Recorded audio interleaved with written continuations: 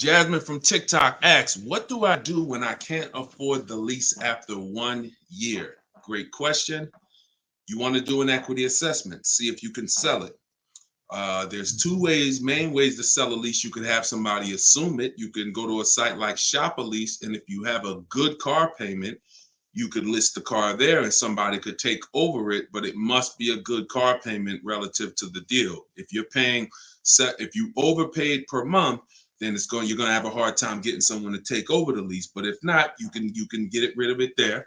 Second is I want you to call the leasing company, ask for your payoff, and then you're going to call, once you get your payoff, I want you to ask them if you have a third party restriction. Those are the two questions you're going to ask your leasing company. And then once you get that number, which is your payoff, you're going to go to CarMax.com, Driveway, Carvana. This will take you 20 minutes to do. Kelly's Blue Book Instant Cash Offer, Auto Nation, Sell My Car, and Car Guru, Sell My Car. You want to get 6 offers. It's very important when you're on those sites. When they ask you, is your car owned, leased, or financed, put owned. That's going to tell you what the market value cash is for your car to get rid of it in a day. If it's greater or equal to your payoff, you can get out of it. If you have a third-party restriction, then you're going to need to take another step and you're going to sell to a local dealer. But you got to see where your equity position is first. Got to see where your equity position is first. All right, I'm going on and I'm sharing the broadcast, and then Dolan, you could queue up the next question. We're live on TikTok, Instagram, YouTube, and Facebook. So we are going to be taking questions from all platforms. The first one came from TikTok. We got a couple queued up on TikTok. So shoot the next one in, Dolan, and we'll get to it. All right, this is another one from TikTok. I have 2 payments left on my lease. What's my next step? Equity assessment. Who's returned a lease to a dealership, just dropped it off when it was done? You never assessed any equity. You didn't even know. Who didn't know that a lease could have equity that you could put in your pocket? It's not a guarantee, but many people all through the pandemic, we were showing them how to put $5,000, $7,000, $10,000, $12,000 in equity in their pocket from the end of their lease. I sold my lease. End of my Jeep lease, I made $8,900. My mother made $10,200. Now that was when everything was worth 7 to 10 grand more than it's worth. That was when the market was once in a lifetime. But does not mean we will never return a lease without doing an equity assessment. If you've done it, I want you to raise your hand and say, you know what, I turned in my lease. If you ever just dropped it off, you can't do that again. You must know if you have equity, and you follow those steps that I just gave to Jasmine. I think that was Jasmine who asked the first question. That is what's called in my book, in my process, that's the equity assessment. That is what you do. Everything I'm teaching you guys is from my new digital book, Car Shopping for People That Hate Car Shopping, 7 Steps to Saving Time, Money, and Avoiding Dealerships. So every question you ask, when I answer it, it's going to be out of one of those 7 steps. And the equity assessment is step 2. You must do that before you ever return a lease for the rest of your life. A lot of you gave back thousands of dollars to dealerships and you didn't realize you were doing it. They bought those cars, put that money in their bank account when it should have been in yours. Yep. All right. Go ahead. Shoot the next one up, Dolan. All right. All right. This one's from TikTok as well. Let's go. Facebook, type your questions in. YouTube, type your questions in. Instagram, type them in so we can get to you guys. Another one from TikTok. Thinking of trading a car for a newer model. Should I keep the car and just get the new one? It's a good question. What's the benefit of keeping the car? If you were a high mileage driver, then I would tell, let's just say you said, Deshone, I'm driving 20,000 miles. It's in high mileage drivers, I want you to type HM. If you do over 20,000 miles per year, even 18,000 miles per year, just type HM. Regular driver, Jason, what's the benefit of having 2 cars? It's on insurance. You're paying for one when you get your new car. I like to drive that car that I'm paying for. I don't want to be paying for a car and then I got this other car that I'm barely using. But if you are a high mileage driver, then I would tell you keep that car and get you another car. And but if you, how many years are you keeping the car, Jason? How many years are you keeping this next car? Because depending on your answer, it's going to change my answer to you. So this car you're thinking about getting, how many years you see yourself keeping it? Let's start there. Come on, and shout out to the sharers. I see y'all running the likes up on TikTok, and y'all keep tapping that screen. Just every couple minutes, throw a couple taps. It really helps the broadcast, and I appreciate everybody who's helping us get this message out. I really do. We couldn't do this without you. Let's see if maybe 5 years, then you should not be buying that car, Jason. You should be leasing. And I'm going to break this down for you really quick because some of you know the depreciation curve. And the rule of thumb is when we talk about the hidden money in your car deals, my job is not to just teach you, if you're willing to listen, how to save thousands of dollars by making dealers and banks bid on your business. That's how we make sure we get the best prices. You can't get the best price. You can't make the best deal if you buy, but you should have leased. It's impossible because the depreciation curve looks like this, y'all. If you buy a car today for $30,000 today, I give you a car. I'm gonna show you something. I want everybody stay close to your keyboard. I don't want you to, when I ask you a question, type as quick as you can so we can keep the dialogue going. If I gave you a $30,000 car right now, put it outside your house, you don't drive it 1 mile, you don't even touch it. We go outside a year later, is it worth $30,000? You didn't drive it 1 mile. You said, Deshone, I don't need the car, but I'm leaving it here. It's yours. You don't drive it 1 mile. Is it worth $30,000? No. So that's your first intro into depreciation, the unseen expense. Let's go a little deeper. If you put 10,000 miles on it, it's worth less, right? If you put no money in it, if you put no mileage on it, it's already lost thousands. If you put 10,000 miles on it, it's worth less, right? High mileage driver, let's say you put 20,000, it's worth less, right? Now what you're seeing is the expense you've been taught not to see, which is depreciation. It has nothing to do with car payments. It has everything to do with that. We've heard people say, oh, you know, cars are depreciating asset, cars are depreciating. What does that actually mean? I'm showing you what that means. I'm showing you what that means. When you're buying something that goes down in value, you have to look at when it's going down, when is it losing its most value, and your goal should be to avoid replacing it while it's losing the most value. How many of you have a car outside right now, outside your house? You've had it for at least 8 or 9 years. Type the number of years you've had it. If it's more than 8, don't type 3, don't type 5. For those of you who have a vehicle outside right now, and it's been in your home, in your household for at least 8 years, I want you to type the number of years. All right, we got Jason 10, we got 13, we got 8, we got 20, we got 14. Okay, so we got 10.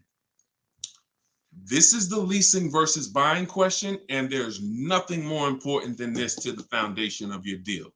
Because if you choose wrong, you cannot get a great deal.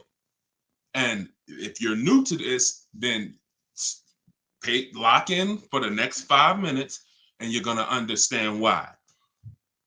The people, those of you who said, Deshone, wow, Jazzy's 20 years. The vehicle, the value of your vehicle right now, isn't it going to be about the same a year from now? Everybody who just typed, look at and I want y'all to pay attention. If those of you who are like, Deshone, I never keep a car, you might be saying, looking at these numbers and saying, Deshone, I would never keep a car that long. It's not for me. It's not in the cards for me. It's not my style, not my habit, not interested. Perfect. Pay attention. 12, 20.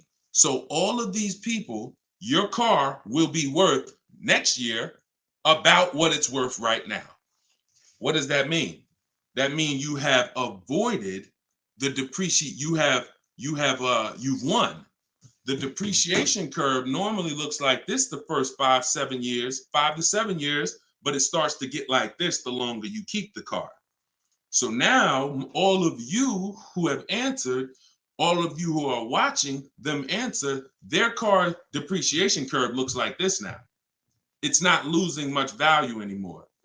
If you don't get to that level, there was no point in you buying the car because you're replacing it here. There's only two ways to go from to avoid this type of depreciation. Car was worth 30, now it's worth 10, 7 years later. It's only two ways to avoid that type of hit. One, you're going to keep it long term. If that's not you, you should be shopping for aggressive leases. Not these leases you see in the car, in the commercials, come pay $4,000 down and all of that. These are not deals. Aggressive leases are below market prices and they're pennies on the dollar compared to what you've been paying.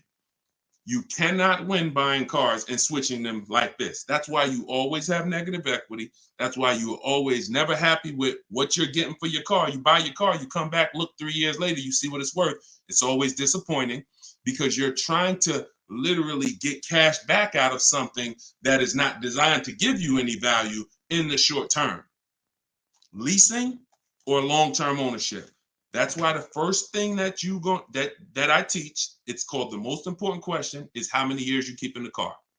If it's not 8, then you should be leasing.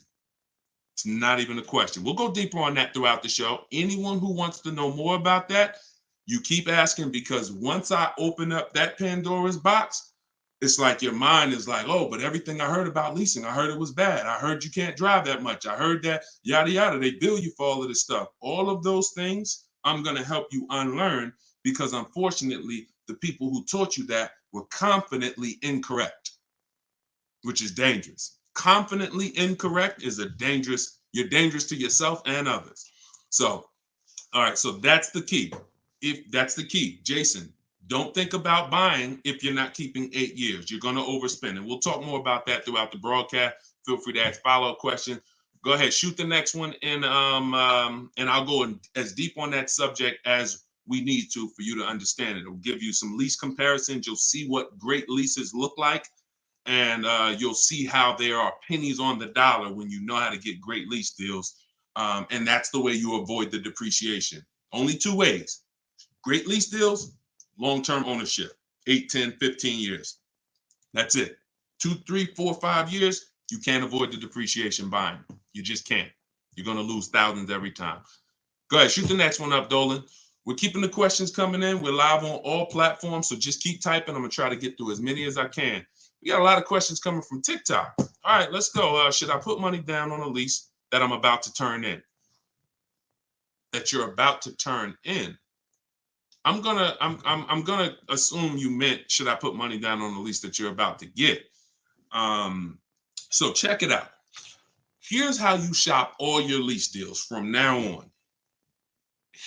There's one thing that I never want you to say again. It's really 2 things, but in this subject, the other thing is trade. This is down payment. I want you to eliminate the words down payment from your vocabulary because it's been used as an opportunity to get more money out of you.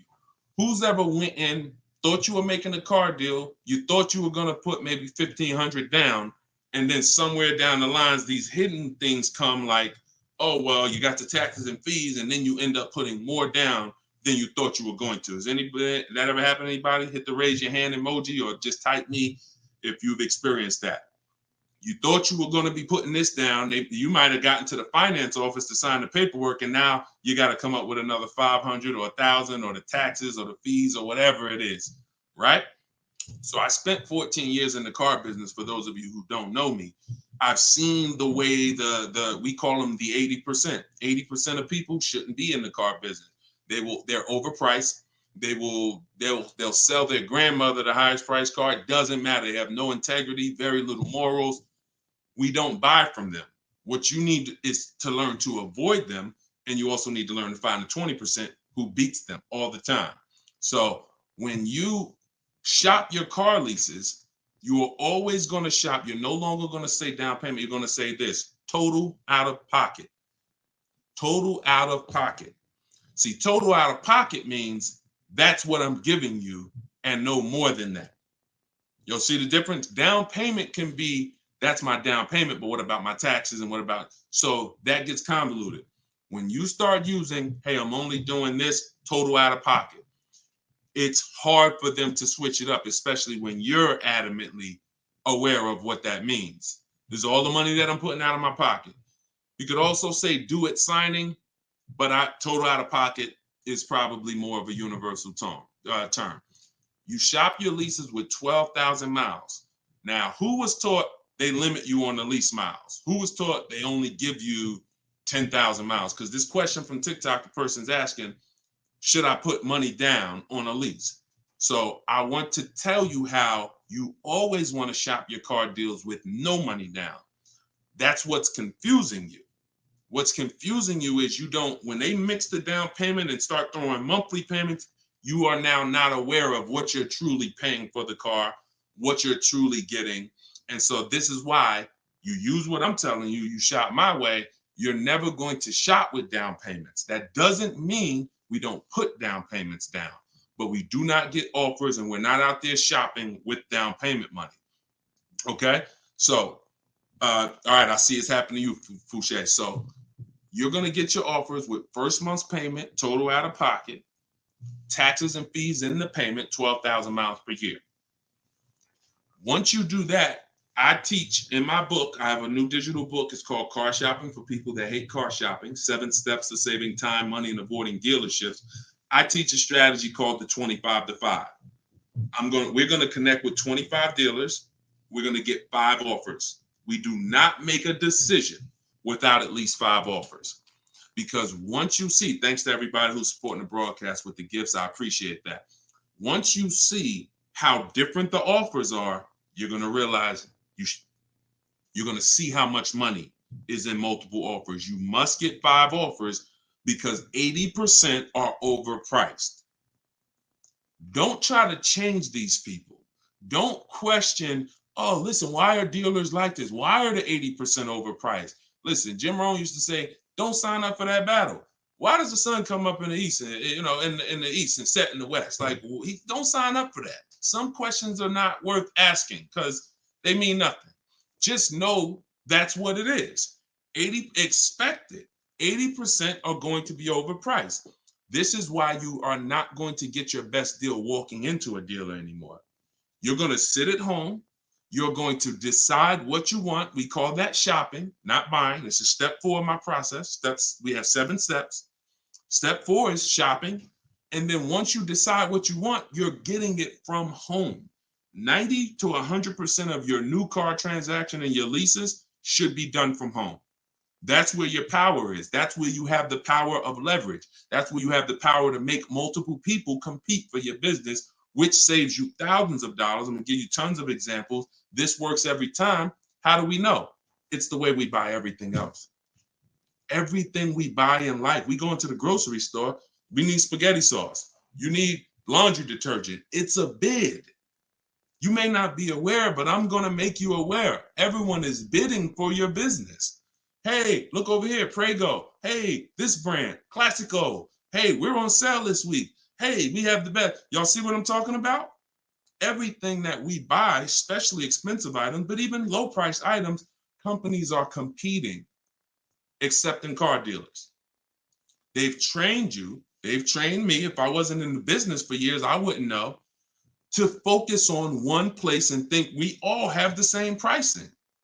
They made you think Nissan, we're a Nissan dealer, we're all the same price. So you might as well not even go anywhere else because we're all the same price. No, we're not. No, they're not. So when you start shopping multiple offers, you can do it by phone. I like to use email. I like to do everything copy and paste by email. But when you start getting multiple offers, you're going to truly see where all the hidden money has been, and you'll see how many of these dealers are overpriced, which is going to just make you say, from now on, I'm definitely shopping online. So but you need to do it correctly. There's some information you must give a dealer in order to get quotes online. And most of you don't know that. That's why you're having problems getting quotes, because you're not giving the dealer what they need to get quotes. So we'll go deeper on this throughout the show. But this is what we're talking about, y'all. This is all in my book. In my book, You have the 7 steps laid out. You could cue the next question up, Dolan. And for our launch, you can get it for 75% off. The book's normally $97, but for our welcome offer, our launch, I said, you know what? We're going to do 75% off for 30 minutes. So when you go to my TikTok bio, you click that link. There's a button that says, get my new book, 75% off. You get yours. You won't pay the normal $97, but it's only for 30 minutes. Once that timer goes down, you go back up to 97. Same thing on Instagram. It's in my Instagram bio. And then we're going to put the link here for you guys here on Facebook and YouTube. All right, go ahead. This one's from Instagram. If I'm keeping a car under 8 years, I like y'all using this 8-year rule language. I like that. I like what I'm seeing. Y'all really letting, this is really absorbing. If I'm keeping a car under 8 years and will definitely go over the miles, how do I lease cost effectively? You choose the right miles. You never, I was at Hyundai. And I experienced for the first, see, most of what I'm teaching, I learned through being in the dealerships and just watching, paying attention, asking questions, seeing bad situations, and then asking questions to make sure I could help people avoid them. I was at Hyundai. I was a manager for 6 weeks there. And this guy came in and he was returning a high mileage Hyundai lease. It was the first one that I had really saw that I could remember. He brought it back. It had 70-something thousand miles on it. And I was just like fascinated. I said, you lease this? He said, yeah. All I do is lease. He said, man, I'm in sales. I used to buy these cars. You know, I was putting so much money in the cars, all this negative equity. And it was just like, I hated it. He said, once I got exposed to the high mileage lease, I never looked back. I drive this thing 20-something thousand miles a year, 3 years, I drop it off, I get another one.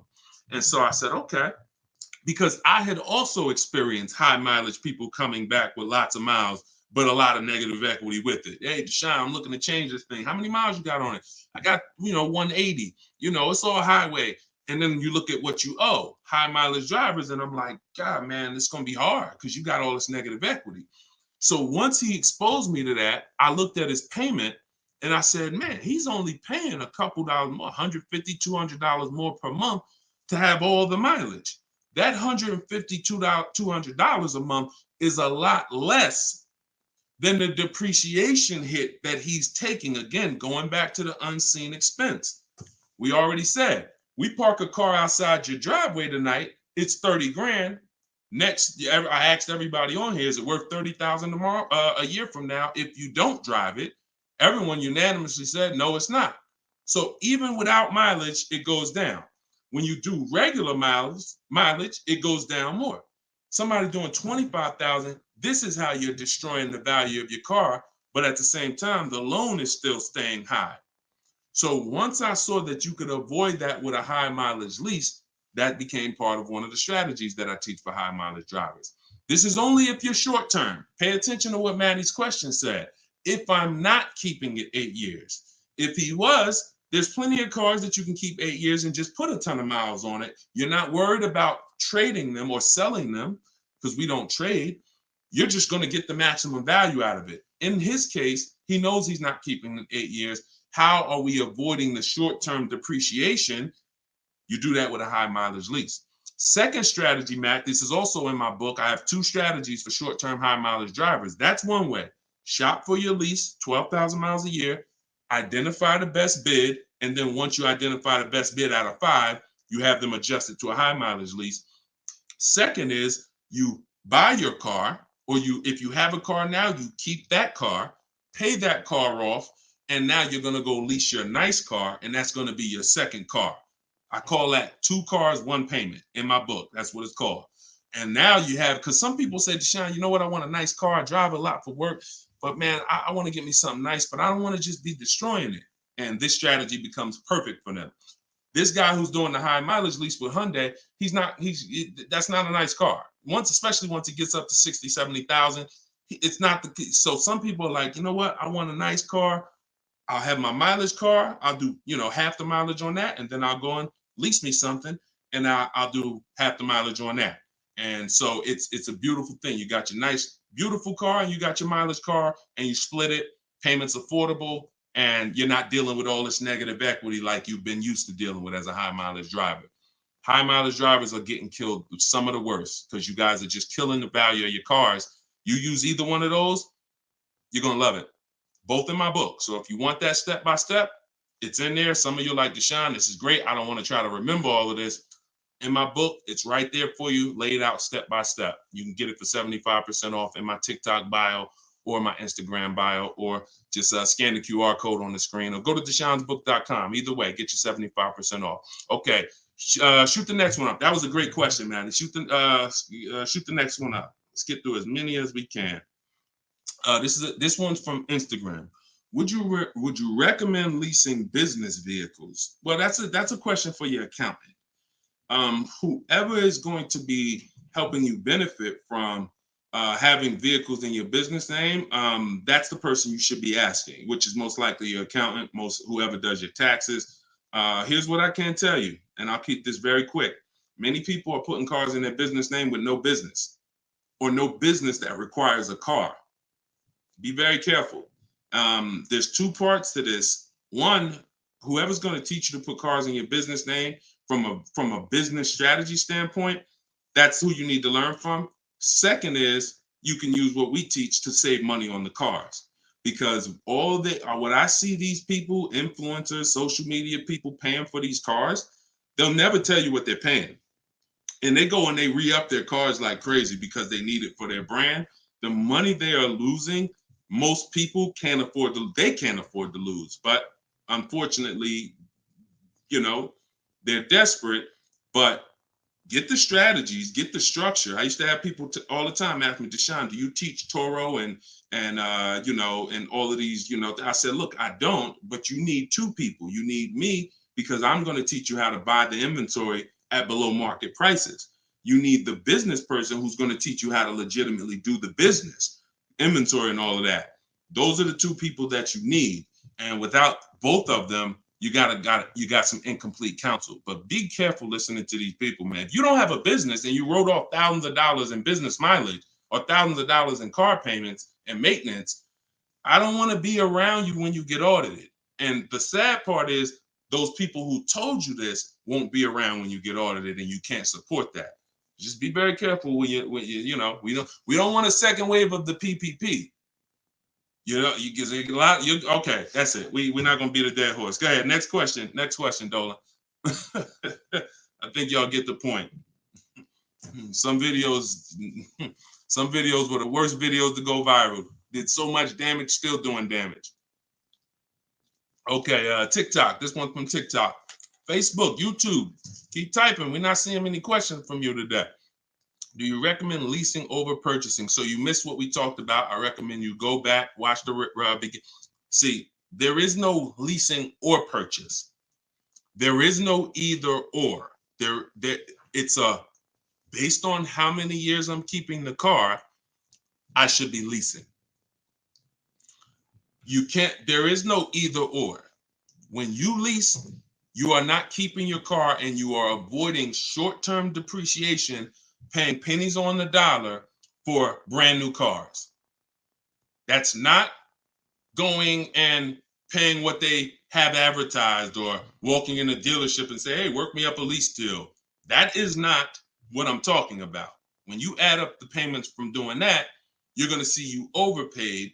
You probably broke the 1.5% rule, and you paid too much for a car you're giving back in 3 years. What I'm talking about is aggressive lease deals. Look at this. Give you an example. I'll give you an example right here. So, and this one, I love to use her because she was in the middle of the pandemic.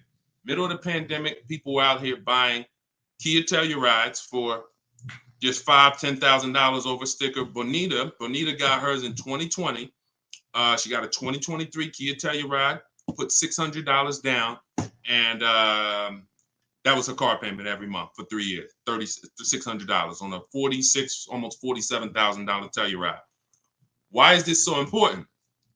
Some of you know, you may have seen the video, how much is every $5,000 in a car purchase price? How much is that per month on a loan?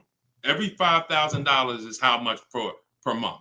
So we're going to compare Bonita's incredible lease deal she got to someone who bought this same vehicle.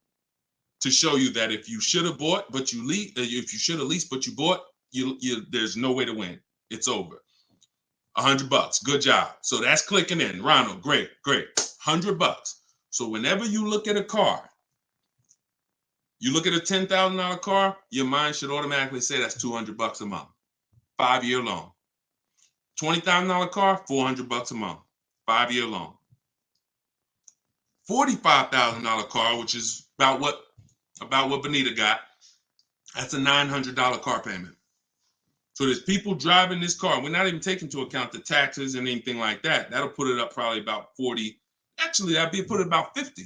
For her truck was 46, taxes and fees, call it 50. It's about $1,000 car payment for 5 years. She's paying $600. This is why there's no comparison.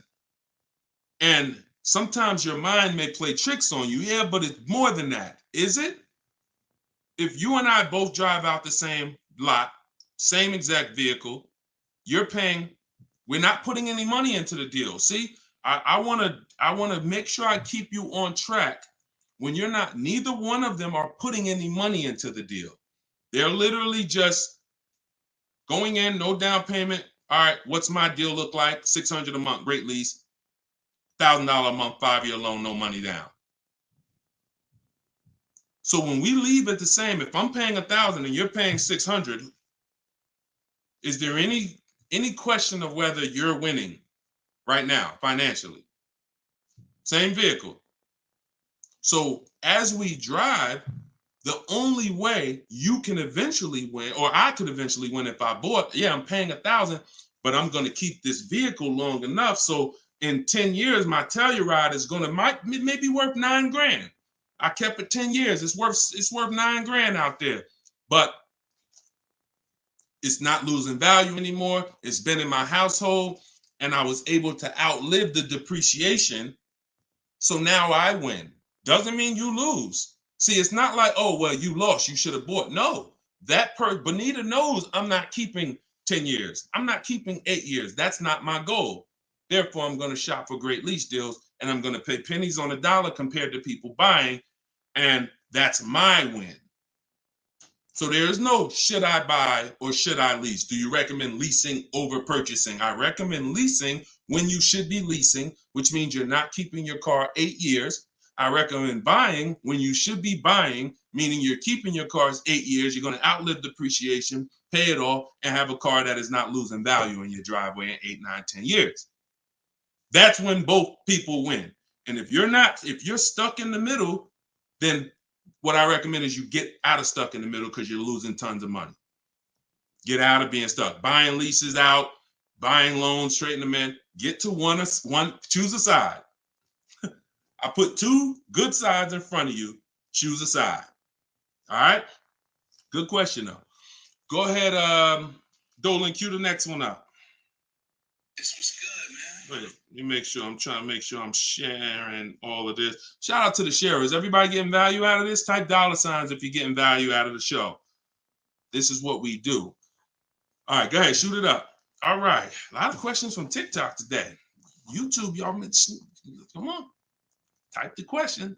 All right. Good to see you, Melody. I see. All right. When is it a good time to buy a car? Sashi, there's no good time. There's no bad time. Dealers have to make deals. See, I want you to not believe the marketing. What I want you to also do is I want you to pay attention when we do these shows. Pay attention to I don't want you shopping in an emergency situation unless it's an emergency. What does that mean? If your car was stolen, then it's an emergency. You got a couple days, no problem. You can use what's in my book. You can get bids. As long as you get multiple offers, you won't overpay. If you have your back against the wall, that's going to happen every now and then. Multiple offers is the key. If anybody had to go buy a TV right now, I said, look, you got 48 hours. You got to get a 100-inch TV, and you got to get a great deal on it. Is anybody worried about overpaying for the TV? Anybody on here? In 2024, is anybody worried? Dang, man, I only got, back in the days, it might have been like, oh, shoot, 48 hours. That might not be long enough. but you know where to go. Amazon.com, BestBuy.com, Walmart. I'm going to find the best deal on a TV. What I'm telling you is that's the same way you approach car buying. The more you do it the way you shop for everything else, the more you're going to see, oh, this is a lot easier. I'm in a lot more control. I eliminate buyer's remorse. So so even if your back is against the wall, if you're shopping, buying, you still should be getting multiple offers to make sure you're getting the lowest in the market. I'd say at least 5 because 80% are overpriced. Now, if you have time, then what you should be is in the market early. I teach something called 2 dates. The as soon as date, no later than date. As soon as date means soon as you can make a deal. Don't look at offers until you can make a deal. Don't entertain it's a waste of time. You might say, Deshone, I'm waiting to get this promotion at work in May. Then I'm a car shop. Should I look at deals now? Makes no sense. You can watch the market, but it makes no sense to entertain offers because you're not in a position. So as soon as you could accept an offer. Now that might be today. Then no later than date. That's the deadline. The gap in between that is your leverage. What does that mean? The ability to say no. See, you're about to start shopping in a way where you can say no, and the people that are walking into dealerships usually have put themselves in a position where they can't say no. So they're walking in saying things like, I need a car right now.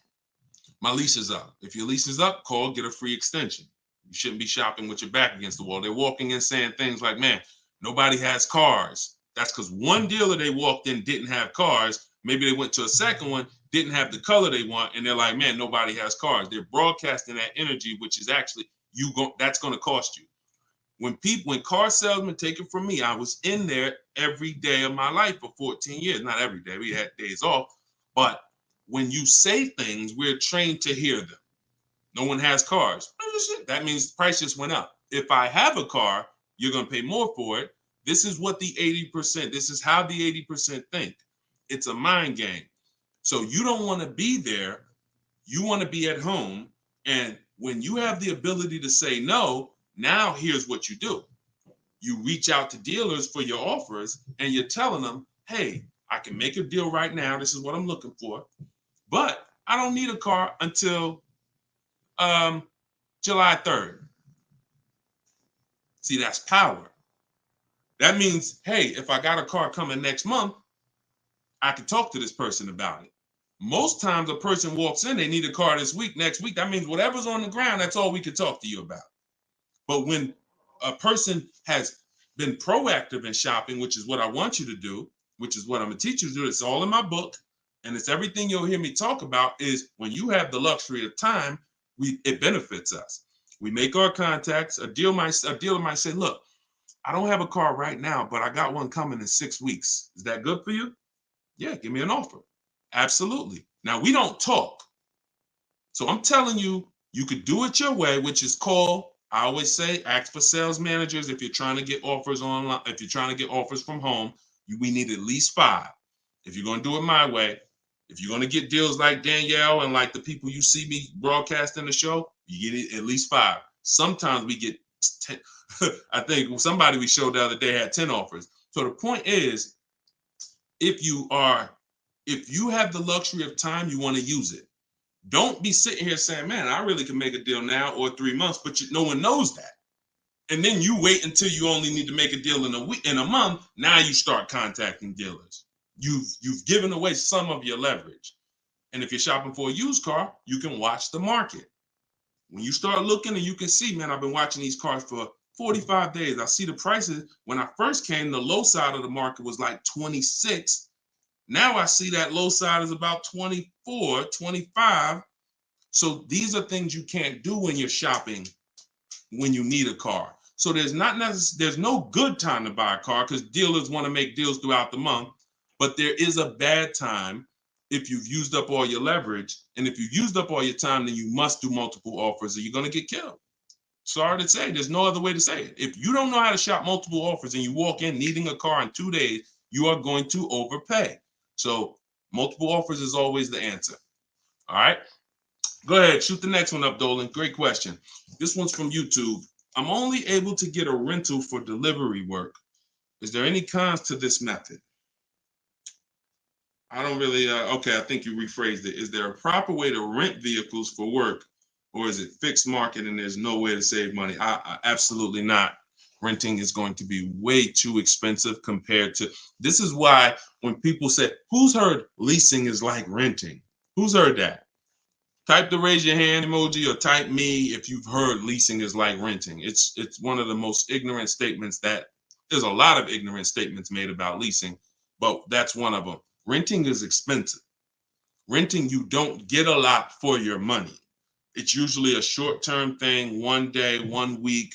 You know, maybe if you had an accident, cars total 30 days. It's not meant to be long-term. So what I would tell you is if you were renting a vehicle, I would tell you try to go on Turo, try to find somebody who's willing to rent to you, possibly on a long-term basis where it's not going to be as expensive. Because I'm guessing if you're renting, there's a particular reason for that. But the money you're going to pay in renting, you should probably put some of it to the side, try to get you a car, cash, Facebook Marketplace, something to get out of that cycle and start to rebuild. In my book, I have a strategy of plan B, plan C for bad credit, where, you know, you can talk about cash, you can talk about buy here, pay here, even buy here, pay here, if done right, is better than renting. When I was 20, my first car, my second car, actually, my first one was a $500 car. And after I got a buy here, pay here Chevrolet Cavalier. It was, I put $1,500 down. I paid $50, I think, a week. And I paid off the car in a couple months. That car lasted me 6 years. So the key with buy here, pay here is to make sure you're getting a great car, a quality car. And so, but renting, that if I had to rent a car and I'm in a position, I would try to find somebody on Turo, the lowest price per day, and then see, hey, if I did a long-term per month rental, how much would you give it to me for? I try to work that out, see how that works. All right. God bless with that. All right, next question, Dolan, shoot it up. We're getting a lot of questions, so I'm gonna try to move faster through the answers. This one's Facebook. Once you have the car you've decided on, how do you go about getting multiple offers from dealers? Well, you could do it the manual way, which is I would see the only bad thing. See, and here's the thing. You guys know, if you've been on, if this isn't your first time, if you've seen, you know I don't hold back. But I can't teach you scripts that I've written specifically so you don't have to talk. There's tons of scripts that I have in my book that you're copying and pasting from email, because when you're trying to get quotes online, you're dealing with trained people.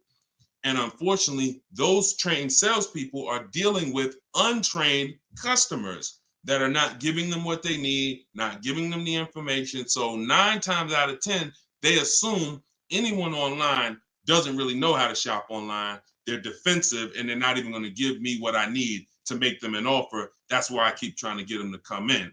So when we do our copy and paste, we're giving them what we need. And that's the only reason I say I can't explain that to you. The only way to use that, like, all right, there's scripts for everything. There's 3 levels of contact when we're contacting online. This is my 25 to 5 strategy. You're using this for new cars and leases, not used cars. Different strategy for used cars. New cars and leases, you're using my 25 to 5 in the book. And what that is 3 contacts. First, we got to let the dealers know what we want. We contact 25 dealers online with a copy and paste template, tell them what we want. We need to tell them what we want. We need to tell them what our deadline is as soon as we can buy a car, which would be today, because we don't contact if we can't buy today, and then our deadline. And now you're going to have responses. Hey, when can you come in? Hey, when can I? Hey, when can we have a phone call? Hey, whatever. So because I used those scripts, I was able to write responses. I had to use those same scripts. Hey, Mrs. James, thanks for the inquiry. Hey, when we have I'd love to help you with this. I have a car. What would be better for you for us to talk? 1 p.m. or 4 this evening? I had to use those scripts, so I was able to write the responses to them. So we copy and paste. Now, the key is Whether you're doing it that way or whether you're calling, the first key is, do you even have a vehicle I'm interested in that matches what I want? So in that initial contact, we're telling them exactly what we want. Color choices. Hey, I'm open to black, blue, gray. I'm open to a sport model or a touring model. I'm open to this. Like, this is what I like. You have to tell them that, or there's no way for them to search the inventory and get you and even see if there's a match here. So once we do that, that's your first thing. Do you have a car? Now, the benefit of doing the 25 to 5 is we're shopping out of 25 dealers' inventories. So we're giving ourselves the absolute best shot of finding something where we don't really deal with, oh, I went to this dealer, they didn't have a color I want, they didn't have the trim I want. If we contact 25 dealers and there's no inventory, that means they're either in between model years, which means, okay, maybe the 24s got sold out, 25s haven't come in yet, we're on that bridge, or it's a rare car, hasn't come in yet, or it's a very rare car. See, that's different than you believing the car is rare because you visited one or two dealers. Once we contact 25, if the color, we're reaching out for a pink one and the dealer is saying, hey, we don't really have that color, that's when we know. So shopping out of 25 dealers, we get the best shot. We're trying to find who has a car. Second thing we're going to do now is we need to send a quote request. When we send our quote request, we're telling them what we want. If we're buying, we're looking for all cash price because we're not doing taxes. We want a bottom line price, and we're getting that from at least 5 to 7 dealers. Because when you shop correctly, remember this: when you truly have shopped multiple offers correctly, you're going to see at least a $3,000 to $5,000 difference from your lowest offer to your best offer. I've been working with people around the country. We're 2 million followers. We have 1,700 people we've worked with personally since 2021.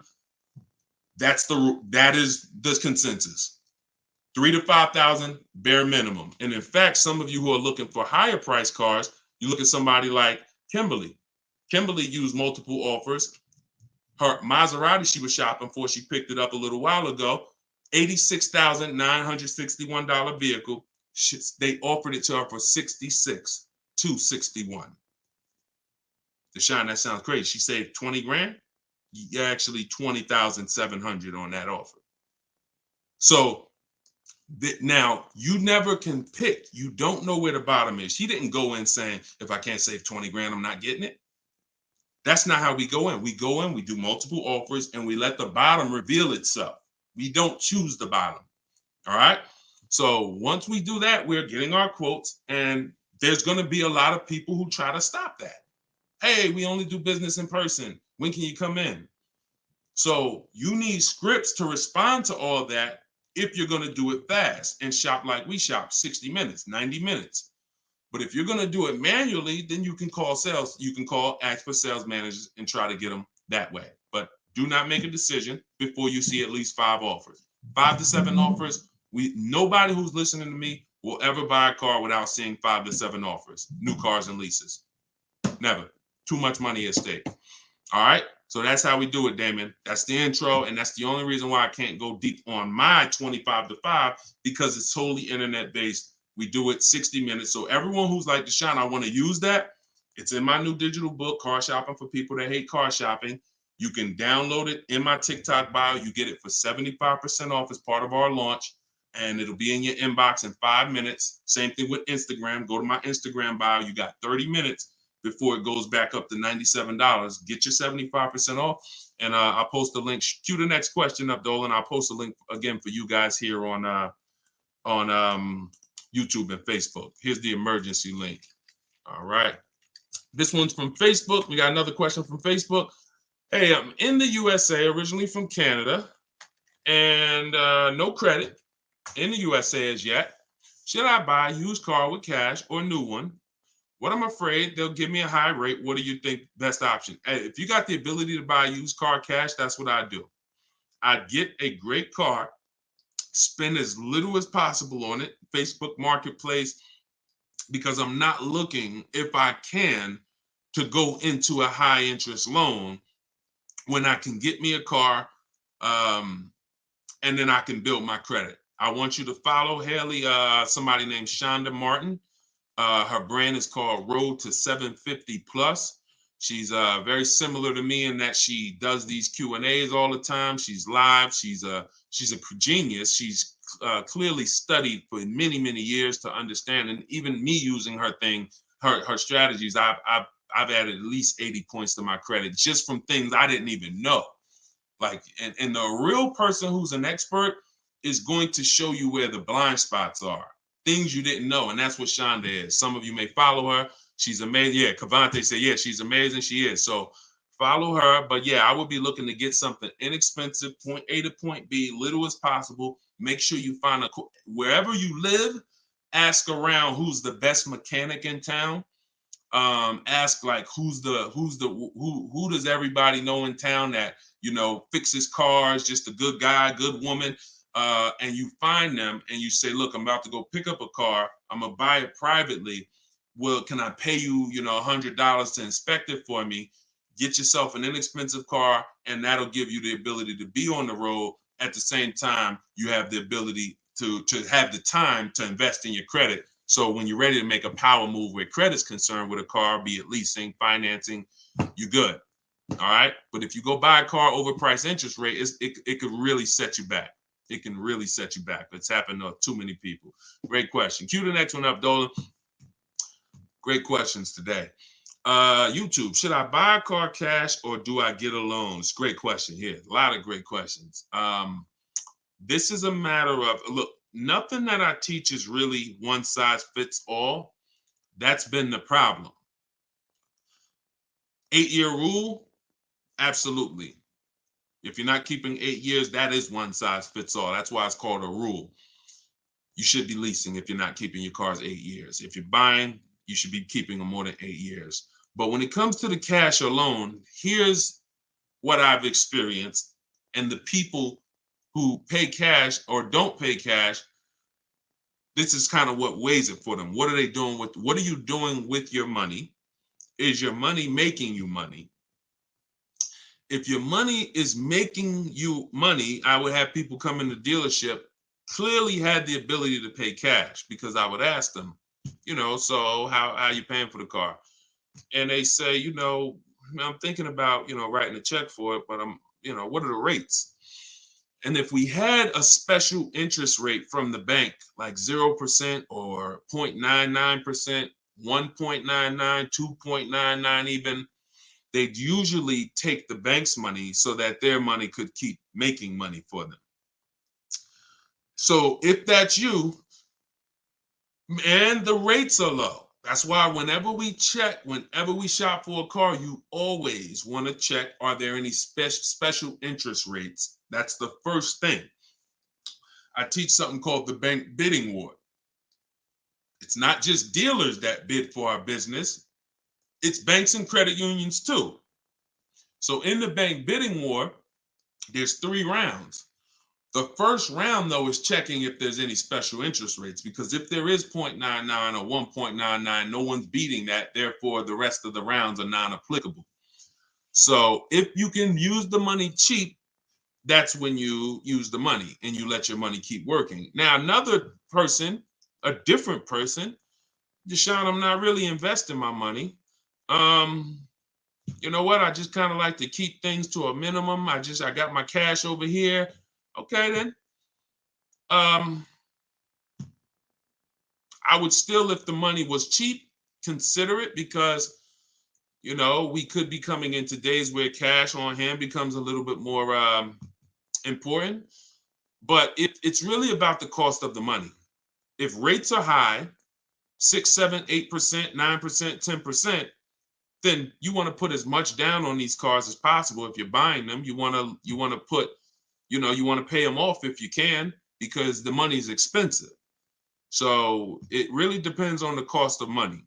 People, when the cost of money is cheap, they benefit from that, and I would think that those principles will work for anybody, and that's, you pick and choose which one of those situations fits you. But if you check the special interest rates, that usually puts it to bed. You see 0.99, it ain't no reason. Why would the bank's basically giving you free money to use. you can keep your cash on hand and, still get the car. So I know some people don't believe in that. They don't believe in interest, but here's the thing. There's something called opportunity cost. Interest is not the only loss. When you're talking financially, opportunity cost is important. When you put 30 grand in a car and it gets you, we already talked about this. Cue up the next question, Dolan. Depreciation curve. When we start talking about financially making decisions, a lot of people see, if I put 30 grand cash into this car, what is my cash worth in 6 years? $30,000 car, what is it worth in 6, 7 years, y'all? 12, 10. So what's the return on that cash? It's not even positive. It's not even neutral. It's negative. So these are all the things that it's like, okay, you go over that, what I just said over the last 6, 7 minutes, and you choose what makes sense for you. But I'm never going to give you one size fits all formulas. That's what has failed you. Always do this. That's what has failed you. Go ahead. All right, this one's from TikTok. What's the best way to purchase a car once lease is over? Why would you want to? All you're doing. All right. Let's talk about buying our lease out. And I'm going to keep this quick because some of you know that I'm adamantly against this unless you're keeping the car 8 years. Because sometimes we look at our leases, right? And we say, oh, it's, should I buy my lease out? Here's the question. Should you lease again or should you buy a used car? When you are buying your lease out, all you are doing is buying a used car. That's it. When you look at it that way, it's going to become more clear to you. It's your car. You don't have to go search for it. You do need to make sure it's a great price relative to the market, but that's all you're doing, buying a used car. So the question becomes, should I buy a used car or should I lease? And when you realize that the 8-year rule, breaking it, is going to continue to lose you money and put you in negative equity, you won't buy your leases because you don't plan to keep them again for another 8 years. I'm going to tell you how I found this out to be horrible. Guy walks in the dealership. I'm looking at the car that he has. He says, okay, I'm looking to trade this in and get me something new. So, okay, how many years old is that? About 5 years. Okay, cool. How long you had it? I had it since it was new. Okay. All right, you know how much you owe on it? No, I don't know. Now, that's not a good sign because if a person tells you they've had a car for 5 years, and they've had it since it was new, wouldn't you think it was almost paid off or paid off, right? If that makes sense, type of dollar sign. If a person said, you saw them, they're like, yeah, I had that car 5 years. I bought it. I've had it since it was new. Shouldn't it be almost paid off or either paid off, right? So when he said, I don't really know what I owe, I was like, okay, no problem. We'll call the bank. We'll find out. All right. So I have the used car manager look at his because everyone who's in this position, I'm going to tell them about leasing. So I'm looking forward to that because once I tell them about leasing and I show them the numbers and like, hey, you keep trading these cars, look how much you're going to save. And some people will come in and their car was paid off. And I'm like, good thing is whatever that car is worth, you're going to get all that back. You're not putting it into your deal and using most of it as a down payment. So I've literally changed people from financing or buying to a lease, giving them a check back for their whole car that they was coming to use as a trade. And they get a check for $12,000. And then they leave with a lease with no money down or little down. And they're like, yo, this is great. So I'm thinking I'm about to lay this out for him. And so used car manager goes, looks at his car, may say like, okay, I think the car's probably worth about 18.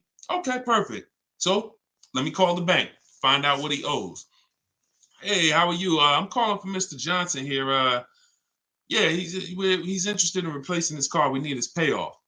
Okay, the payoff is $18,000. Wait a minute. How the heck is the payoff $18,000? Hey, Mr. Johnson, they're saying you still owe $18,000. Dang, it's that much? Yeah, I didn't know it was that much. Wait, I thought you said you had the car since it was new. Yeah, I did. You know what happened? We leased it for 3 years, and then we had bought it when we bought it after the lease. That's how I learned how bad this was.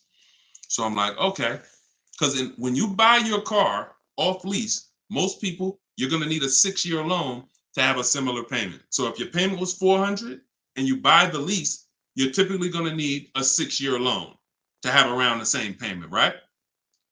So picture this, 3 years to lease it, then you get a 6-year loan. 6 plus 9 is what? 6 plus 3 is 9.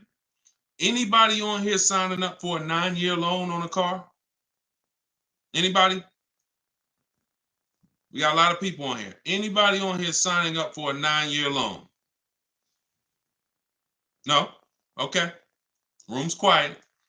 So we never signed up for a 9-year loan. Look, she said, heck no. Right. We never signed up for a 9-year loan, 9 years of payments on the same car. Yet when we buy our leases, this is what's happening.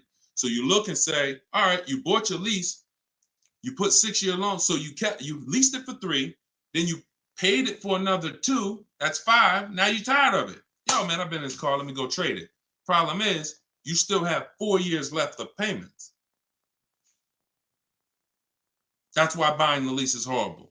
One situation where it makes sense, if you're keeping it 8 years. That's it. If you're going to keep it another 8 years from the day you buy it, then potentially go ahead. Because all it is again, buying a used car. If you said to Sean, should I buy a used car or lease? How many years you keeping it? I'm keeping 8, 9. Buy the used car. Don't lease. So preaching the truth. Thank you, Kevin. I'm glad, man. And hopefully these stories will stick in your head. So when you encounter these situations, you know, when someone says to you, hell, man, I'm thinking about buying a lease, you'll never forget the story. So this has nothing to do with getting the best deals. This has everything to do with with having the best deal structure. So I'm glad that clicked. Go ahead, shoot the next one up, Dolan. Oh, I see we already been on for. All right. We'll do a couple more. I'm trying to get through them as quick as possible. Y'all, if y'all like Deshone, I love to know everything you teach of how you shop for cars. Everything I teach is in a step-by-step way. In my digital book, Car Shopping for People That Hate Car Shopping, 7 Steps to Saving Time, Money, and Avoiding Dealerships. Everything we do is a bid. We're buying cars and leasing cars in 90 minutes, 60 minutes. When you get good, you'll be able to do this in like 45, 60 minutes. You never spend more than 30 minutes in a car dealership. You're at home. You're the prize. You're getting bids. You're no longer negotiating one-to-one where you're in a losing position. When you're getting bids, you're in the winner's position. So you can get your book for 75% off as part of our launch. So we want to do 75% off. It's normally $97. In my TikTok bio, you can grab yours. It'll be in your inbox. And some people say, before I get to this next question, Deshone, is it in print? There's a lot of reasons when you use it, you'll see there's no way this book could have been printed. One, things change. Vroom was one of the companies that we used to use for bidding. Vroom's out of business. If we had 100,000 books out there in your houses that you all paid for, now it's like, okay, what do we do, y'all? That's obsolete. Now that's when you hear people say, hey, you need volume 2. I know just 6 months ago that I asked you and told you that I was going to solve your problem with volume 1, but that's no good anymore. Volume 2, get it today. We're not doing that. And there's nothing against them because, again, you know, they did what works, but we didn't want to do that. I wanted to be able to update this book on the fly. What I did when Vroom went out, I updated the file. Everyone's book was updated. And there's also links in there. There's links to videos. Like I said earlier, you have my scripts in there. That was all stuff. You're going to be copy and pasting this. There's no way I could have did that in a physical book at all. All right. What do you think of swap a lease? If you can get a great lease deal, absolutely. Absolutely. We always compare, divide the monthly payment into the MSRP. The 1% rule has existed way before I started, way before I even got in the car business. The 1% rule said if you can lease a car for less than, for 1% of the MSRP, no money down, no money out of pocket, just, covering the first month's payment, you stole the car. Coincidentally, every lease I've ever had was under 1%. I paid $330 a month for my $35,000 Jeep Grand Cherokee Laredo. I paid $325 a month for my Infinities, then $345, then my highest one was $390. And that was a $45,000 vehicle. So these are under 1% leases. In order to get 1% leases, you need to shop multiple offers, but you also need a great lease program.